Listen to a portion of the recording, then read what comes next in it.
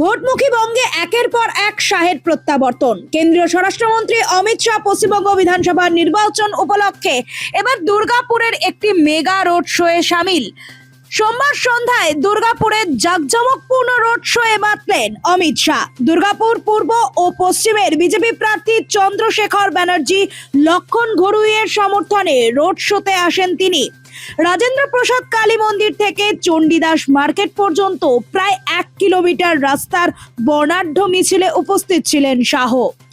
এদিনের road show চলাকালীন শাহ রাজ্য সরকারের কড়া সমালোচনা করেন। তিনি অনুপ্রবেশ ইস্যুতে বলেন যে বিজেপি শাসিত গুজরাটে কোনো অনুপ্রবেশকারী নেই, কিন্তু বাংলায় মমতা বন্দ্যোপাধ্যায় তাদের ভোট ব্যাংক হিসেবে ব্যবহার করছেন। পাশাপাশি নির্বাচনী প্রতিশ্রুতি দিতেও ছাড় দেননি তিনি।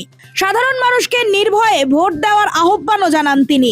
আশ্বাস দেন যে নির্বাচন কমিশন এবার সব রকম নিরাপত্তা ব্যবস্থা নিশ্চিত করেছে। তবে একই দিনে বীরভূম ও দুর্গাপুরে একদিকে অমিত শাহ আবার অন্যদিকে মমতা বন্দ্যোপাধ্যায়ের প্রচার ঘিরে রাজনৈতিক মহলে ব্যাপক উত্তেজনা ছিল, যাকে সংবাদ মাধ্যমে এক কথায় চর্চিত মেগা ডুয়েল।